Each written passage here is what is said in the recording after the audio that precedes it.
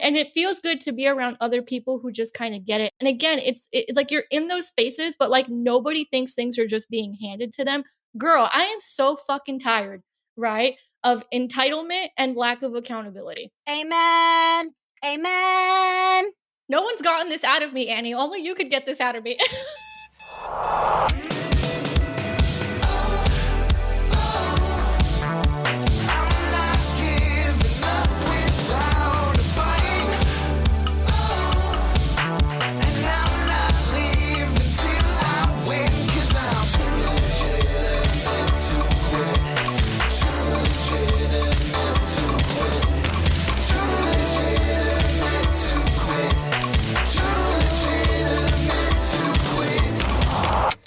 Welcome to Too Legitimate to Quit, instantly actionable small business strategies with a pop culture spin. I am your host, Annie P. Ruggles, and my guest today is the utterly fantastic Amanda Abella. Amanda is an award-winning content creator, keynote speaker, and business coach who specializes in helping business owners activate their persuasion prowess so they can make more money and live a more affluent life. Her clients go from hating sales and marketing to achieving 90% close rates. And closing multiple five-figure deals. Her work has been featured in Forbes, Huffington Post, Business Insider, Univision, and many more. Prior to teaching marketing and sales, Amanda spent a decade as a financial writer and wrote content for companies like Wells Fargo, Discover, Credit Karma, and more. She's also partnered with companies like Capital One and TransUnion in financial education campaigns. Finally, she's also the Amazon bestselling author of Make Money Your Honey, which is also the name of her podcast, and has created a community of over 60,000 people across her social media channels. Quick note on this episode. Amanda and I are very old friends who have not caught up in quite a while. So that Parentpreneur advisory I always give you about language, let's upgrade that to drunken sailor levels for this episode. I know you're going to love it. Here we go. Amanda, my old friend, legit old. Like we cut our entrepreneurial teeth together as babies in our 20s. And here we are. I'm so probably. I can't, like, Annie. When I saw the notification come through that it was Annie Ruggles, I was like, Annie Ruggles, right? I remember you before you were married. I know, you knew me as Annie Passanisi, just plain old Annie Passanisi. But here we are together, and again, finally reunited, and it feels so good. And I get to ask you the question, which is, what do small business owners need to focus on this week? Sales. The same thing they need to be focused on every week. I already could kiss you. We're one sentence in and this is perfect. Tell me more, baby, because this is the thing. You knew me when I was Annie Passanisi, and you knew me before I loved sales. You knew me when I was you knew me before I loved sales. You knew me, like, I didn't even, like, I think both of us came up together in terms of the sales thing, right? Because I hated it when I knew you. To our credit, we were adorable 20-year-old babies with a lot of gumption. And we got way more done than all the other 20-year-old babies on the market. And we're still here. I was going to say, we're still here because how many people have quit? I was thinking about that the other day. How many people have quit in the last 11 years? And I was kind of going through a little bit of a list in my head. But Annie and I are still fucking here. Fucking here. And now both of us, and part of the reason why I think we're still fucking here is because we have both fallen in love with sales. So tell me more. Why do small businesses need to focus on sales this week and every other week? Rant at me, baby. Because with sales, you have absolutely fucking nothing. You have nothing. I speak to women business owners every week. We help women specifically with sales because I feel like the men have all their resources available to them for learning sales. And I actually learn sales from men and dudes, and I love it. Right? Yeah. But I also feel like there's a need in the marketplace. And I'm like, great, I'm going to go fill the need. That's what entrepreneurs do. And I speak to women every week. And I'm sure you and I know I went through this. I'm sure you went through this, where it's like we will focus on everything else but sales because sales seems terrifying. There's like two things people, well, maybe three things people don't want to do. They don't want to be visible because they're terrified, right? Yep. They don't want to do sales because they don't want to come off as pushy, but that just means they don't understand sales, as you and I now know and realize, Yes. right? And they don't want to look at numbers because of what they make the numbers mean. Right. And the numbers that matter are not the numbers that we think that matter. And the growth that matters is not the growth that we think that matters. And it's like, yeah, so we look at the numbers that are easy. Like I'll look at my Instagram following and be like, hey, I assign value to this, but then I won't look at like my profits and loss statements.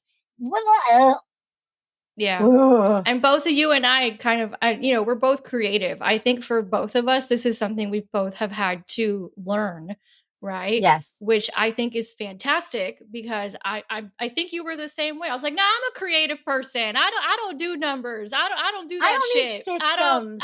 don't need what systems? What is that? Like Yep. I mean, God, I love this because it is so totally memory lane. But yes, I mean, it's you and I still think this is so important. And I'm, yay for Simon Sinek and all that. Like, as little adorable entrepreneurial babies, we were so why driven, and that's gorgeous and that's awesome because it really lends itself to creativity and to authenticity and transparency. Like we were ahead of that curve, showing up as ourselves back in the Dizzy. But the thing that you're totally right, and I was completely the same way. It's like I'm going to tweet when I feel inspired to tweet, and it's like, bitch, just tweet. Like, oh, girl, I'm so glad you just said this. I will have conversations with women and they'll be like, okay, I'll invest in this when I'm inspired to invest. Like, bitch, I am not inspired to spend all day long in my DMs, right? No, I don't wake up inspired to do that. Right? Inspiration is bullshit. Can we just talk about this for a second? God, Inspiration is complete bullshit. Yes. Let's talk about this, right? And I also think kind of emotionally immature, if I'm being honest. Well, yeah, it's like, right? one of our beloved mutual friends, Coach Jenny, the whole thing is motivation is a crock of crap, right? Because it's that idea of like, ooh, let me wake up this morning and write web copy. Oh, joy of joys. Let me go ask my team what their stats were for yesterday and fill out this report. No one's fucking excited to do that. Well, that's not true. Some people are very excited to do that. I'm not excited. I'm not excited to do that. No. Right? I'm excited to be on podcasts. I'm excited to talk to people. I'm excited to create. I'm not excited to do half the shit I have to do, or at least I don't wake up excited about it. I think that's the main core. thing. Like that is something that I'm so excited. And we both have been talking about for over a decade now, which is that entrepreneurship is a fucking job. Yeah. Self-employment is hard. Running a team is hard. Showing up for yourself each and every day is freaking hard. And everybody knows like, oh, I'm going to make $1 billion in my bathtub. And it's like, okay, yeah, you could make $1 billion in your bathtub. But in the meantime, you got to go be like, hey, did y'all make any calls yesterday? Let me go check in with my accountant. Ooh, hold on. My scheduled tweets aren't going out. Let me figure out what's up. Why is my website throwing up a 404? Or this client's having an issue. Great. Customer service. Or this thing broke or that thing broke. I tell people all the time, you want to make money, just solve problems all fucking day long because that's all entrepreneurs do is you solve problems all fucking day long. That's it. 100%. That's all you do. One after the next. And like you said, fill the gaps. Fill the gaps, right? And then that's how you make money. And what's interesting is people, I'm sure you're familiar with Grant Cardone. Oh, right? Yes. Right. One of my sales mentors, right? Him and a few others. But one of the things. Well, Sell or Be Sold is just perfect. It's perfect. The broiest, most masculine book in the world. And it's still amazing. Is, it's so good. I did a post about this. Actually, the people who think Grant Cardone is a bro is because they don't understand sales. Right, but it's that good kind of bro. Like it's not that good it's not kind like of bro marketing, like, but it does. It's not bro marketing. He is very masculine. It's bro sales. I like it though. Like, I do too. I mean, here's the thing: is like number one. I'm a feminine woman. Go on, Grant Cardone, with your assertiveness and Go on, Grant Cardone. Yes, right. And I've been to his offices. Listen, there is something about men in suits. Oh yeah. No complaint on that. But I think no complaint. There's something very powerful about well-used masculine energy. Absolutely. And the go out, be tenacious, get it, solve the problem, be bold about your value. Like, one of the main things I learned from Grant Cardone, which is so completely like still important in my day-to-day life, is that if you're getting pricing objections, money objections are going to happen because money is relative to everybody and money is your world and you know that. But it's like on top of that, if people are giving you price objections, it's because you haven't been clear about the value they're receiving. Case in point, bottom line. And that radically changed my perception of pricing. And I've always loved playing with pricing math and bundles and tiers and all this other stuff. But if you're getting pricing objections, it's because they don't understand the problem that you're solving and the value therein. So you got to be more clear about the value on your end. And I'm like, see that though, that is very brilliant masculine logic. If they have questions, you're not being clear enough. Bam, done. Right? Or it's just the number, like the math about it, right? Like, oh, your pipeline isn't full enough. Like this is just a math problem. Yes. At the end of the day. Well, and so few people actually talk about pipeline outside of a sales pit corporate environment. Outside of men or outside of a corporate sales environment. Here comes Amanda in the last couple years, who's like the translator for the women. That's kind of how I love it. Because that stuff changed my life. And there's two things I wanted to say about Grant, because you actually brought this up where you said that, entrepreneurship is a job. I heard him on an interview recently say that he works for the company. Like, yes, his name is on it. Yeah. Right. But but it's like its own entity and he works for that entity. Yeah. Right. And for me, that was like a game changer in my head. Like, oh, I'm an employee just like my employees. Duh. Mike Michalowicz told me something similar. He's like, I want you to stop referring to yourself as a small business owner and I want you to start referring to yourself as a shareholder. Yeah, I'm a shareholder. What? Yeah. But to that point, again, very masculine thinking. One of the things that I'm constantly asking my clients and their quest to non-sleazy sales, especially women and non-binary people, is in this moment, are you showing up as a person or a business? Because there is a time for both. Yep. But there is really huge amounts of time when you have to show up as a freaking business. And if you treat yourself as a shareholder in a business, you're like, look, I got these bounced payments. I got to go collect these things. Am I showing up in this email, person or business? The first one, person. The first one, I'm going to send an email being like, hey, it's Annie. Your payments are bouncing. Are you cool? Is your house on fire? What's going on? Oh, I just outsourced that shit. Oh, yeah. But the second one, I'm showing up business. If you don't get back to me, I'm like, all right, give me my money. Yeah. Person and business, right? Or to your point, grow your business and outsource it so that you can actually just have the business take care of itself. That's my goal. I joke that I want to fire myself. Now, the thing is, here's where I would have fired myself years ago. Right. Here's where I have a conflict. And this is where that quote that Grant said, which had to do with what you said earlier, made complete sense to me. Right. Where I have a conflict between I want to fire myself, meaning I want this thing to run without me, to do what? Who the fuck knows? No. Right. But then when I have too much time on my hands, like my brain goes into like these catastrophic things that don't even exist. Right. And all I really want to do, right, it's like, how do you fire yourself and be the employee of your business at the same time? Because both are true. Both are true. So many hats. Right? So that's one of the things that was really helpful for me. And then back to this whole like I did a reel today that was like, here's the problem with the online business coaching spaces, particularly for women. They're teaching you a bunch of marketing and manifesting, but no one's teaching you how to sell and close a fucking deal. Thank you. This is why I have a company, right? All the marketing in the world is not selling. If you were in a corporate environment, you would have a marketing department. And down the hall, you would have a sales department. And the baton would go back and forth between the two of those things, and then eventually get handed off to a whole other department called customer service. Yep. But while it's all internal, it all gets so blurry that so many of us, because of the stuff that you were talking about before with the numbers and the metrics and the dopamine hits with the likes and the blah, blah, blahs, we go, oh, marketing fun, marketing shiny, marketing connected to dopamine, sales, advocacy, needing to put price tags on things, needing to negotiate, you know what? I'll just keep making reels. Yeah. Or throw money at Facebook ads before you've done any of the groundwork. Y'all, I'm so tired of giving Zuck money. Like, ugh, that's just another side tirade for a different day. But like, I mean, one of the things like the myths of profit, right? We see so much about, I made all of this money. I made all this money. And then you look at how much people are spending on Facebook ads and you're like, you can't claim any of that as profit, Boo Bear. You didn't Yeah, make I that think, money. Zucky made that money. and I think this is where strategy matters. And I gotta, this goes back to that masculine energy. I've learned this from the men, right? Or I've learned this from women who hang out with a lot of men, Yeah. right? Or who were mentored by men. I run Facebook ads, but we run it to a paid offer. Yeah. Our customers are paying for our ads, not me. Yeah. Yeah. Right? It's direct. And It's like, okay, here you go. right. And even if they weren't, I know how to close and my team knows how to close and we know how to do sales. Right. Yeah.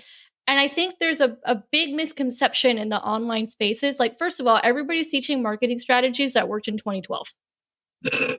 Let's start there. God, I love you. I just love how no fucking nonsense you are. It just makes me so, you're so good Let's for my fucking start heart, there. Amanda. Annie and I were there. Annie were and I were around. We saw it. We right? were there.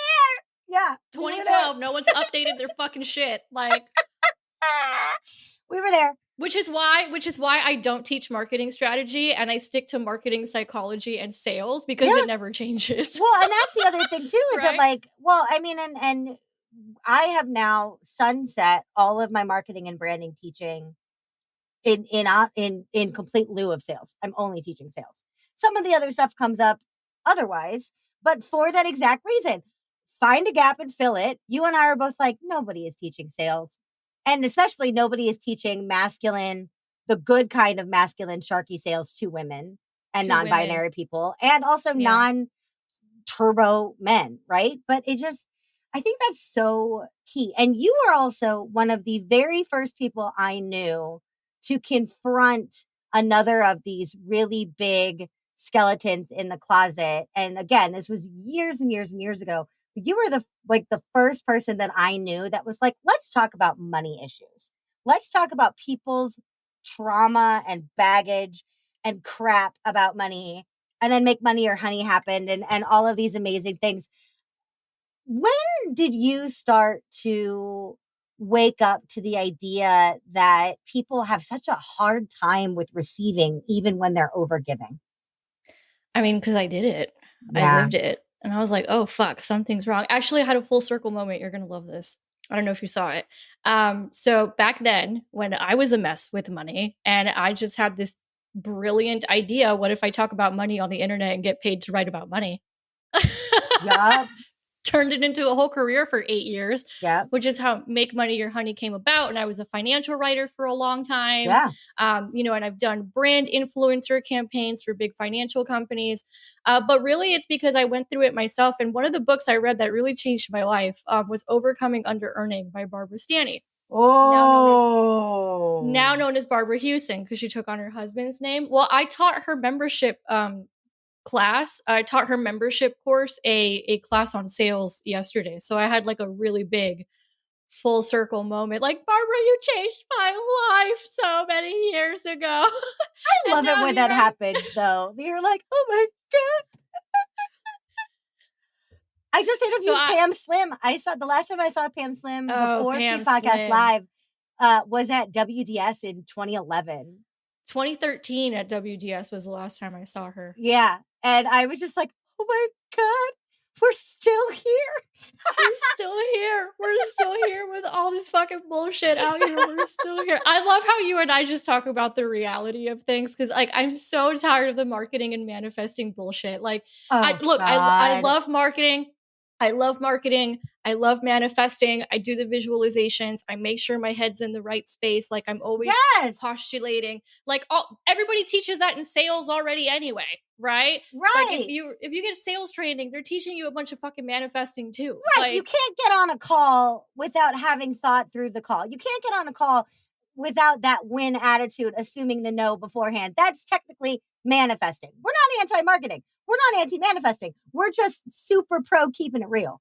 Yeah, super pro keeping it real. So a lot of times women will, like yesterday I had someone telling me, they're like, "Oh man, I just really don't want to do sales. I hated it when I was in corporate and like that's the only thing that's really like keeping me from working with you." Oh, there's another thing I'll tell you, right? Cuz you'll appreciate it. And I'm like, "Well, yeah, duh, you hate sales. No one taught you how to do it right." Duh, you hate sales. You have a skewed perception of what that is based on times you were sold to horribly.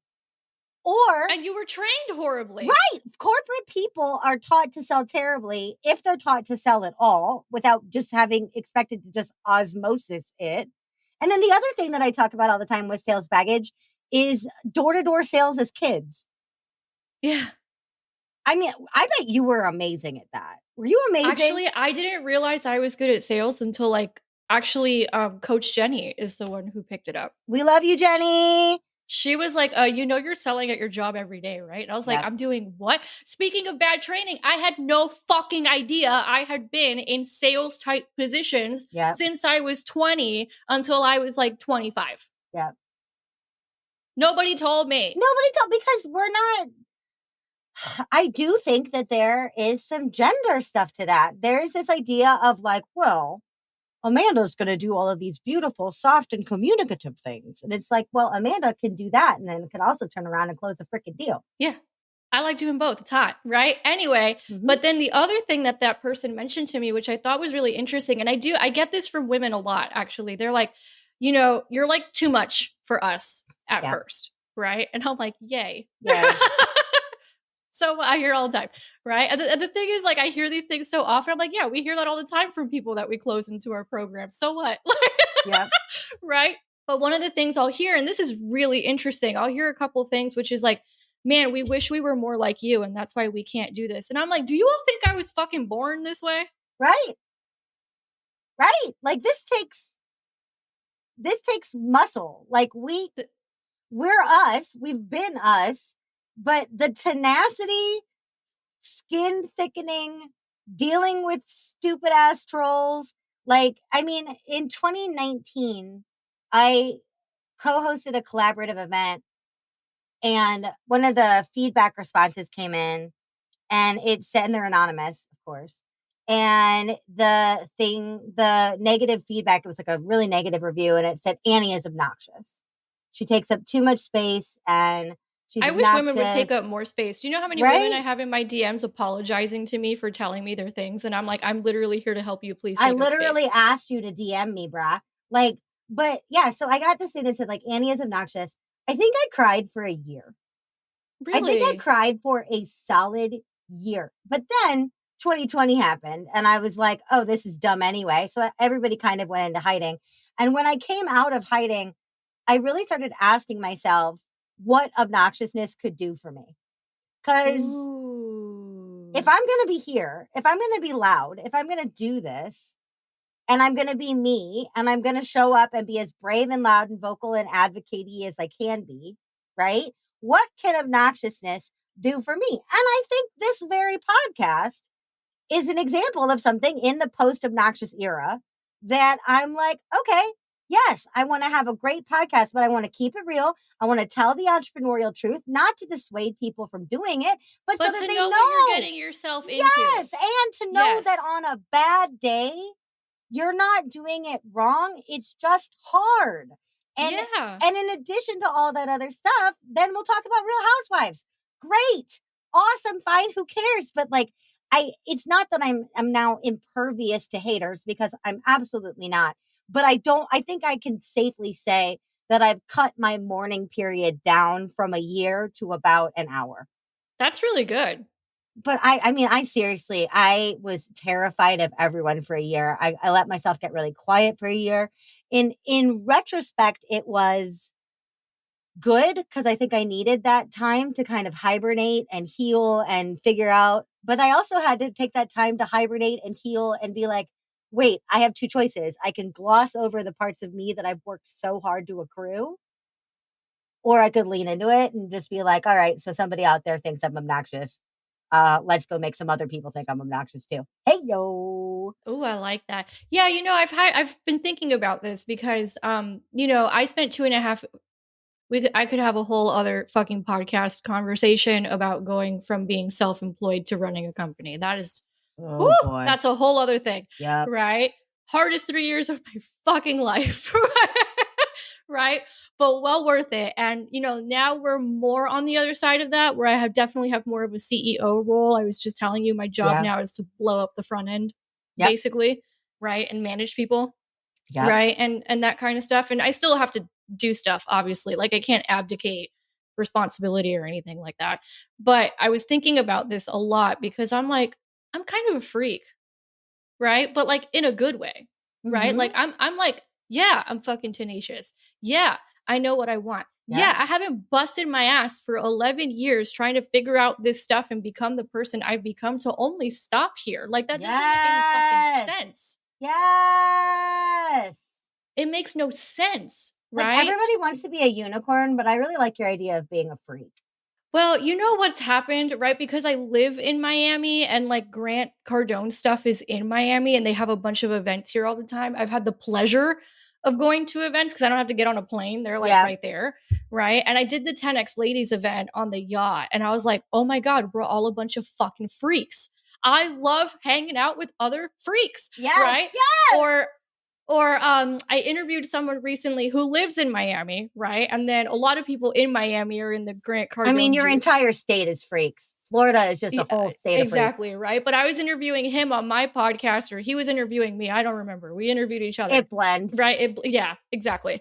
And then I forgot who mentioned Grant or whatever, but one of us did, and we were both like, and then we had this whole conversation about how we're completely high-performing freaks. Like we just do not, like we know what our potential is, and like it bothers us to not meet the potential. Like I don't fucking understand it when people are like, oh, I'm just cool. I'm going to be great with where I am right now. And I'm like, that makes no sense to me. Like no judgment, right? I'm just saying it makes no sense to me. Somebody needs, okay, not even somebody, Amanda, you need to buy highperformingfreaks.com and you need to turn that into some kind of platform brand because A, that's hysterical. And B, I'm always like, put it on a tote bag.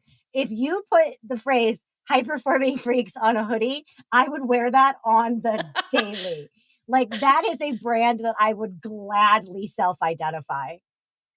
Hold on, I'm Googling it right now. Come on. There's high functioning freaks. Okay. All right. Well, I'm going to do that I right like high performing freaks. Thank you for the idea. Oh my God. But that's what I realized. So we went to an execution workshop. I brought one of my employees who lives in Miami with me. After 2 days, she was looking around. I was like, why do I feel so good here?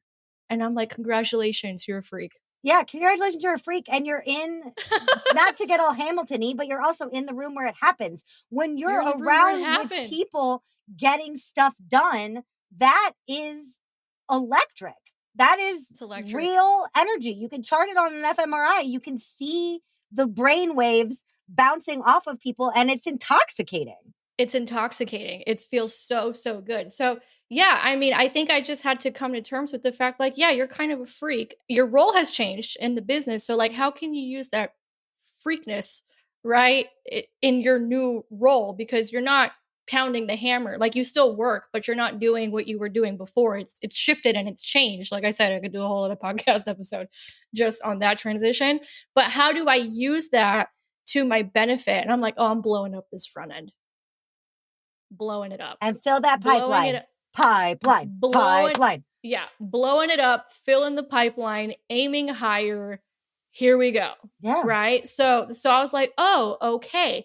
Right. And it feels good to be around other people who just kind of get it. And again, it's like you're in those spaces, but like nobody thinks things are just being handed to them. Girl, I am so fucking tired, right, of entitlement and lack of accountability. Amen. No one's gotten this out of me, Annie. Only you could get this out of me. I mean, I'm telling you, this is the rantiest podcast on earth for a reason because we need to talk about these things. Like, perfect example of I'm tired of it. This entitlement stuff. It drives me nuts. Like, I have a client, she's got a new podcast and her podcast is great, but it's new. And so she's going through the stuff that all beginner podcasters go through of like, should I ask this person? How like enthusiastically grateful should I be about having this person? And they put a call out for podcast guests, and all of these people followed the instructions, filled out the form, and then of course this one freaking white dude answered all questions with "go to my website." So it's like, what's your unique perspective on this? Go to my website. Answer this question, go to my website. And it's like, why would they put you on a podcast if you won't even answer a question on a form? Like, that is entitlement. That's entitlement, right? Or like the other thing that I see is like also like I will say one thing about you and me, Annie, like, man, we do not fucking give up. And I know you've been through shit. I know you've been through shit. Everybody's been through shit, right? You still fucking get up. Well, again. And we pivot. And you pivot, right? And you were a financial writer, then you were a small business owner. Now you're running a team. I was doing life coaching, then I was doing marketing for life coaches. Now I'm teaching sales to coaches. Like, it's we evolve. We allow ourselves to evolve. But part of that is getting up and getting back on the horse and being like, well, to what we were talking about at the very beginning, I don't really want to deal with my accounting today, but tough shit. It is what it is, right? And I think and the thing is, it's a choice. Yes. Right. I think at the end of the day, and people don't like hearing that. No. That it's a choice.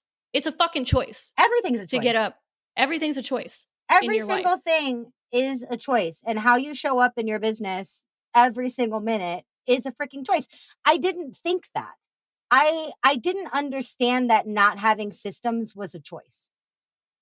I mean, I had no idea what any of it even meant. I mean, I don't have entrepreneurs in my background. I didn't have access to anything.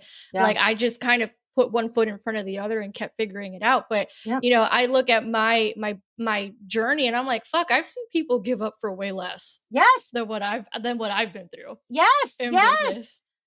But every single thing, you know, sales avoidance, living in sales avoidance is a choice. Over marketing is a choice.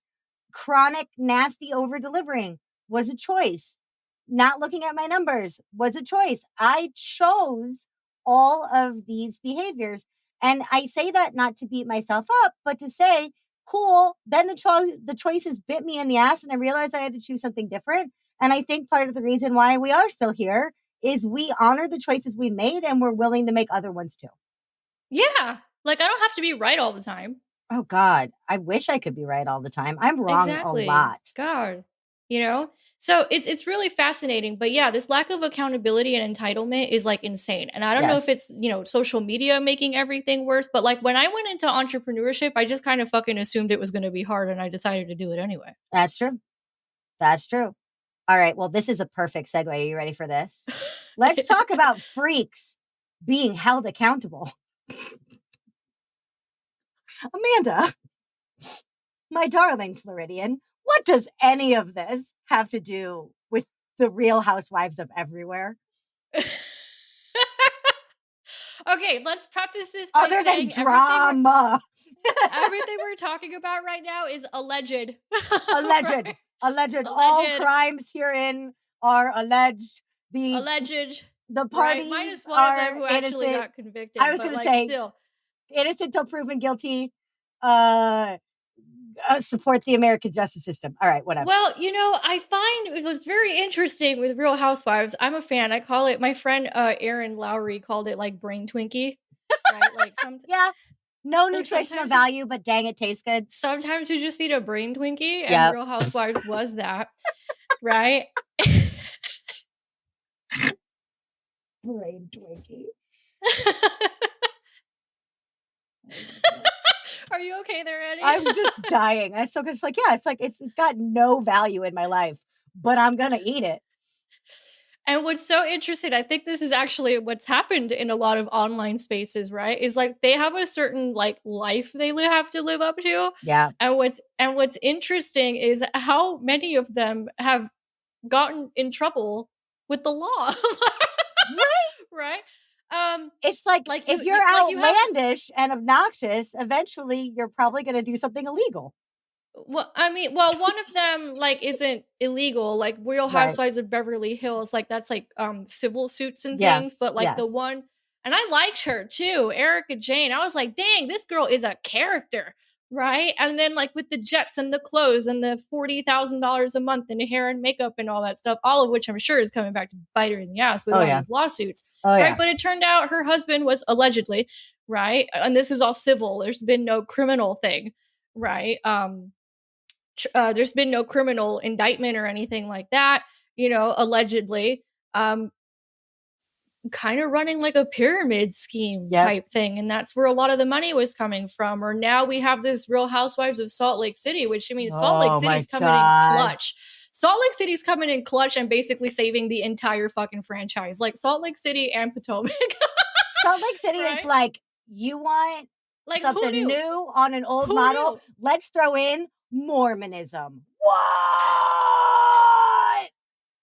Let's throw in Mormonism. Let's throw in a woman who's married to her step grandpa. Yep. Right. And if that wasn't crazy enough, right now let's throw in that some of them's been indicted by the feds, right? For allegedly, right, running one of the largest telemarketing schemes in the country for like 12 years. And it was the one with the chalet and the $80,000 parties. And it was so funny because when anybody asked her for her job, she'd be like, yeah, so like that algorithm stuff. I'm like the Wizard of Oz behind the scenes. I'm like, that shit don't make any sense because I live in this world. I'm like, maybe she runs a marketing company. I was very confused by it all. Well, here come the feds. And Andy Cohen's probably having a field day that literally the entire bus they filmed. So, oh my God. And it was on the season. The thing is like when you're living out loud to that degree, woof. It's similar to the online spaces, right? Because it's like you could either do this the way where you actually build wealth, which, some Real Housewives have actually really built wealth like the legit way, right? Yeah. Or you can try and do this like the fast money way and it's all fake. Yeah. Allegedly. Or, you could just be born into money and then just keep making your money make money. Right, exactly, right? Nice. But for the sake of like business, it's kind of the same thing. Like you could take the route of like, oh, this is going to be so easy, it's going to be great, or fast money. Like I have this weird fascination with some of these. Speaking of masculine energy, I don't agree with these guys, but fuck, is it entertaining to watch? Like this whole like manosphere universe on YouTube, yeah. Right? I don't agree with. I do agree with some things, right? But I don't agree with everything. Right. But it is entertaining to watch them like interview these OnlyFans girls thinking that they're going to make money forever. Yeah. Right. And it's kind of like, okay, man, that's like fast money at 22. But like, what's like the solid foundational thing here that's going to take care of you forever? Because eventually this is done. And then who's going to have a shelf life? And then this has a shelf life. And then who's going to hire you after you put your vagina all over OnlyFans, right? Like what that would make you the kind of money OnlyFans was making you. That may be the first time that the word vagina has been said on this podcast. Well, I almost said the P word, but I was like, I don't know if I could take it there. That works too. I just want to mark the first time that word has been said on Too Legitimate to Quit. I love it. But it's the same, right? Where it's like, and we see this in the online spaces. It's like, you have people who take shortcuts. They do the bro marketing, they do the manipulative thing, or they do the fast money thing, right? And then there's also people like us, right? Who we didn't do any of that. I mean, I wish I would have made money faster. That would have been rad. Fuck yeah, me too. But I'm like, I feel so behind. Are you kidding me? Like, but there is something to slow and sustainable progress. Yeah. And slow and sustainable progress that is snapped to the grid of problem solving, right? Like solve a problem. If you want to make money in a slow, sustainable way, solve real problems and do that well. And then to Grant Cardone's point from before, let people know about why solving that problem is important and why they should pay for it. And why they should pay for it and why it matters. And then to his other point, right? Like this will loop it back full circle. Like, why are y'all trying to avoid problems? That was a big game changer for me. Oh, yeah. Tell me more about that. Right. So I think we try to avoid problems. I know my biggest issue with going big is like, I don't want to be judged. I don't, and I think as women, we're also socialized into this. Like we're supposed to be like the nice girl and like we don't want to offend people and blah, blah, blah. Oh, and we're also don't know the difference between assertive and aggressive. I'll come back to that point. Ooh. Right. Throwing passive aggressive in there too, right? So take a note. We'll come back to that. But one of the things, I would want to avoid problems. Like, no, I don't want to be seen because it's going to cause a bunch of problems, right? Or I don't want to go big because then we're going to Right. have more clients, and more clients is more problems. And I heard him say, no, you should like look for problems because that's where all the money is. And I'm like, oh, That makes sense. that again, just completely logical, Why would right? I take Tylenol unless I tell you I have a headache and you say that it'll help my headache? Like, why would I just We take wouldn't this have random connection? economies. We wouldn't have No, economies unless there were a bunch of fucking problems. Like, duh. no, no. But it's so logical. And I think what happens sometimes, and like I love us women that we feel and we're empathetic and we have intuition and we have all these things, but sometimes we use that shit as a crutch Yeah. to stop us from moving forward when really it's not that complicated. Well, and there's nothing inherently wrong with moving forward. Yeah. Forward is Right? good. Forward is good, right? Or so one of the things I appreciate, right? And I think sometimes women are afraid because they don't want to come off as aggressive, right? What's interesting is a lot of them end up doing passive aggressive, but that's a different story, Well, and right? passive aggressive makes you It's like look worse weak and bitchy. and bitchy, right? So one of the things that was so insightful for me, and this was when I was a writer, I don't even remember what article I was writing or what I was researching for, but I literally teach this as a part of my sales training. It was when I learned the difference between passive, assertive, and aggressive, right? So passive is when you value yourself less than the other person you're speaking to. So I would value myself less than Annie, right? That in sales sounds like somebody says, I can't afford it. And you're like, okay, but I'll like reduce it by 50%. Exactly. Or I'll just send you everything. It's okay. It's fine. And It's then you also like that never thank follow you up for with them. your time mentality. Like, thank you so much for letting me waste your time. Not strong. Exactly. Right. Aggressive is when you value yourself more than the other person. Right. So I have Yep. this story from earlier this year. Before I had like the team that I have now, I was looking for like recruiters or agent. I didn't even really know what the fuck I was looking for to help me find female salespeople. I need women, right? Because we help women. I love you, men. I do. As I've just talked about how much I love men, but I need women. There's a specific Yes. need here.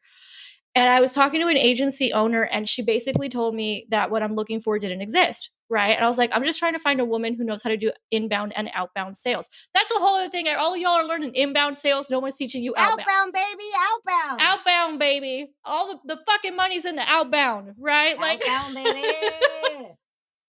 right? I mean, you need both, but you know what I mean, right? And I was like, I need someone who understands outbound and inbound. So I guess I had started with the outbound things that I needed, and she immediately shut me down. She's like, "Oh, we don't do that." And I'm like, okay, let me finish." Yeah. Before you like shut me down. I'm like, you own a fucking sales agency? Like, this And is also, weird. you're saying you don't do out. Like, what? What? Right.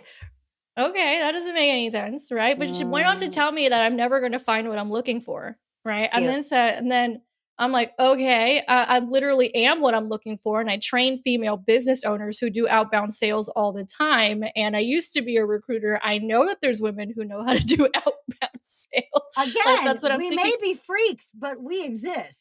But we exist, right? Maybe we're not like as prevalent, but we exist, right? And then she was like, oh, but we're like professional inbound salespeople. I'm like, oh, so you take orders. Understood. That's what I was thinking in my head, right? Got it. You take orders, but you don't really know how to sell. Understood. Right. And then she says, I don't think we're a good fit to work together. And I said, I agree. Yeah, bye. Oh, she did not like that. Of course she didn't, because she was coming in aggressive. Because she was coming in all aggressive. That's You're playing aggressive. with her power struggle, and therefore That's she can't aggression. And that's aggression in sales, right? Assertive is when you value yourself equally, right? So for example, someone hands you an objection, you handle, you acknowledge it and you handle it, and then you proceed to disregard it and move on. Yes. Oh my God.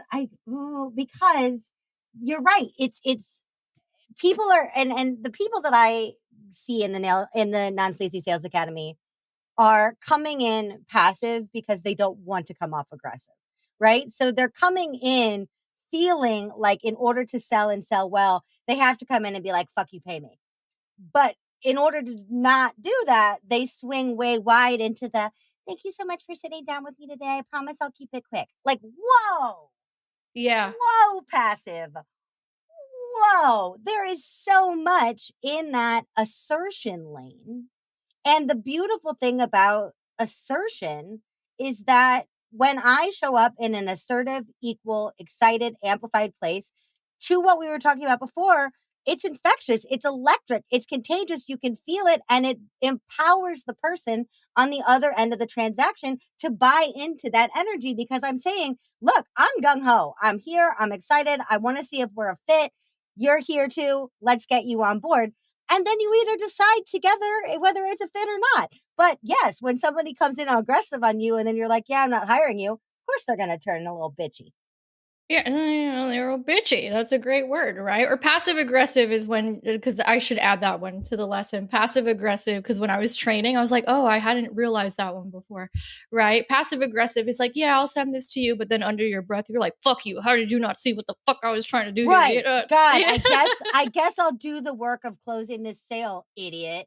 Like, so it's passive aggressive, right? So we want to get to assertive, and assertive is not bad. It'll help you with everything in your life. And the other thing I've seen is women are afraid of becoming masculine, right? And I'm like, I know how to turn it off when I'm with guys and let them be in their masculine. I also just don't care. Like, too much. Anything, and if anything, right? But I mean, you know what I mean? Like, they're afraid that they're going to emasculate men. But again, it's because they're emasculate men. They're going to, or they're going to make themselves hawkish or whatever. Like, they think they have to turn into a dude in order to do it. I'm like, you don't have to turn into a dude. In fact, that would not work, right? No. But you do need to understand. You do need to take the things that they understand that work and make it your own.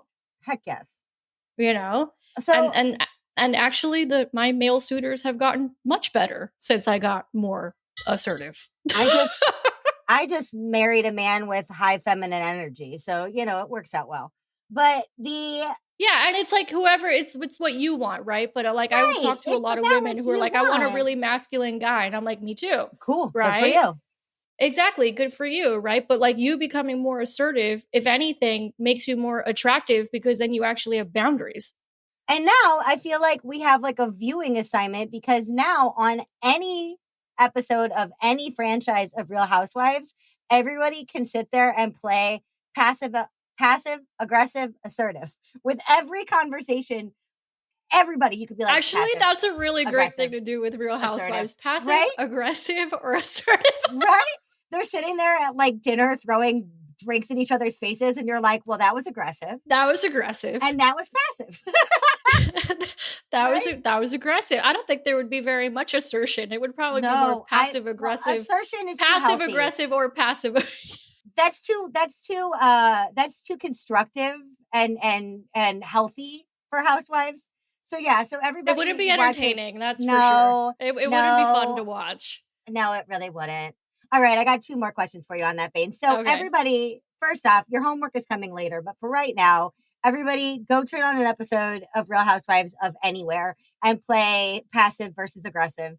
And additionally, then I want you to get on your next sales call and make sure you're not modeling any of those behaviors. Assertion only, y'all. But Amanda, let's get real aggro for a second here. And let's imagine that you are at an event, a Real Housewives type dinner party event, because the shit always goes down over dinner with glasses of wine. You are about to tell off a piece of the entrepreneurship business industry. What are you throwing your drink in the face of, and what do you want to say to that thing? Let's get real aggro at a piece of this industry.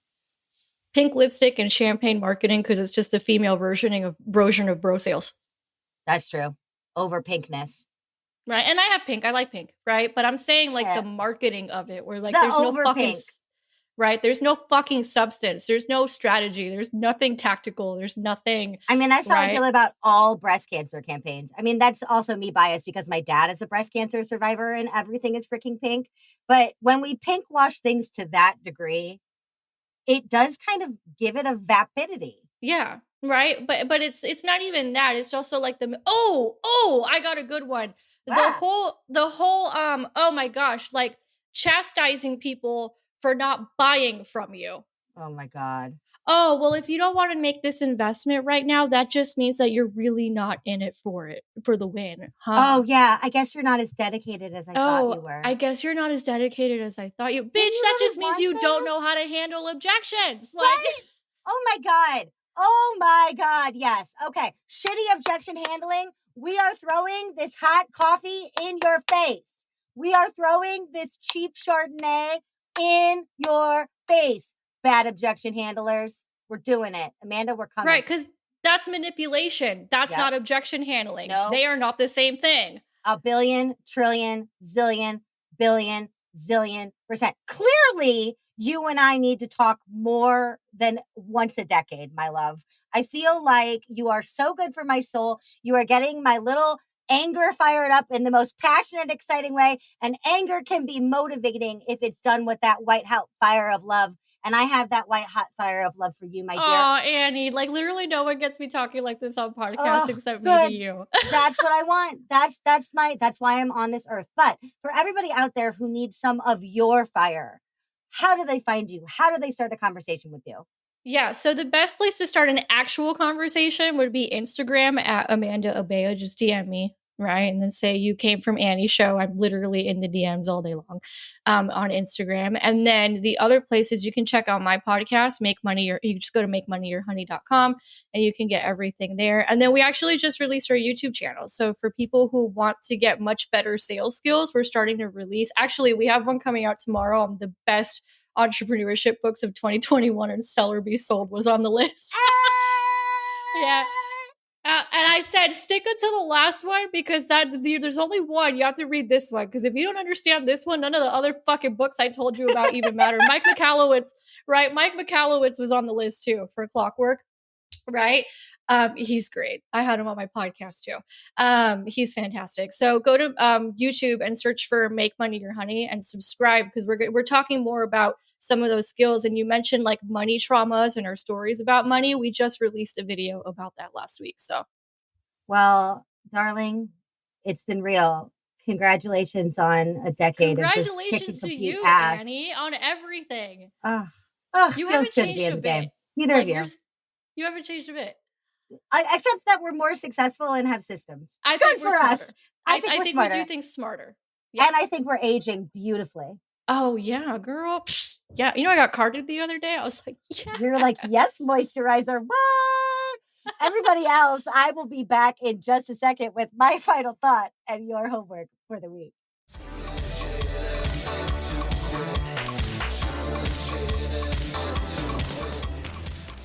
Well, hey there, listeners.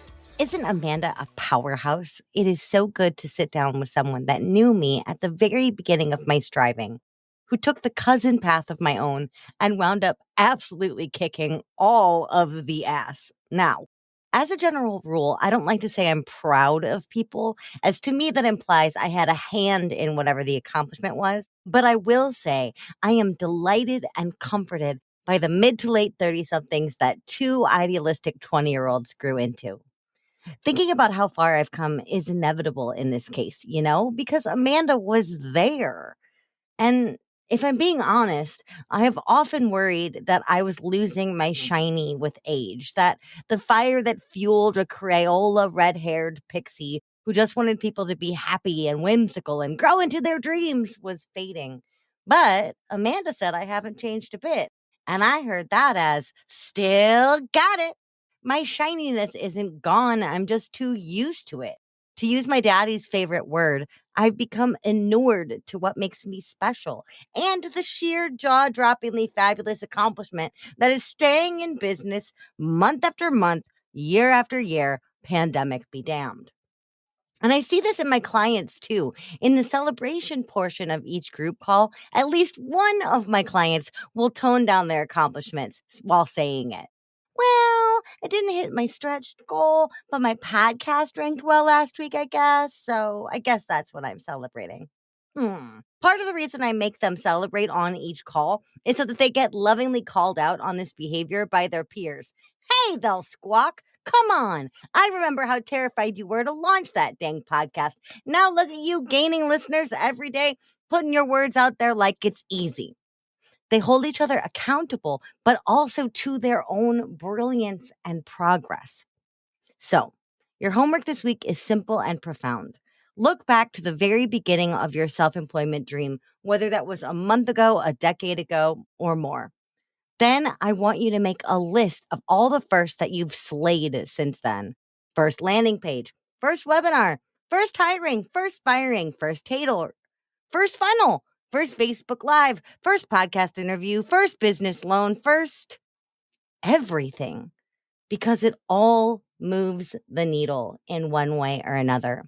It's hard to see the learning curve when we are riding it like a roller coaster, but once it's all itemized, win by win, without apology, understanding how far we've come can be wholly life-affirmingly thrilling in between the scary bits.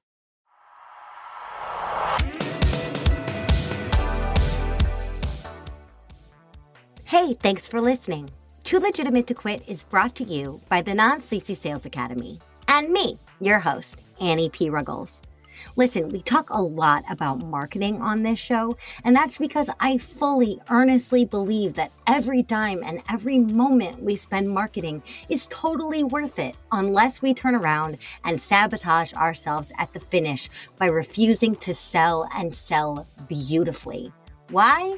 A lot of us have a misconception of what selling actually requires of us or who it needs us to be. Please give me the opportunity to help change your mind at www.nonsleazy.com. That's NONSLEAZY.com. Big shout out to the fabulous dudes who helped make this show what it is. My producer and editor, Andrew Sims of Hypeable Impact, my composer, Riley Horbasio, and my show artist, Francois Vigneault. They're all fabulous, and I'd be glad to introduce you. Until next week, just do your best, and remember, you're too legitimate to quit.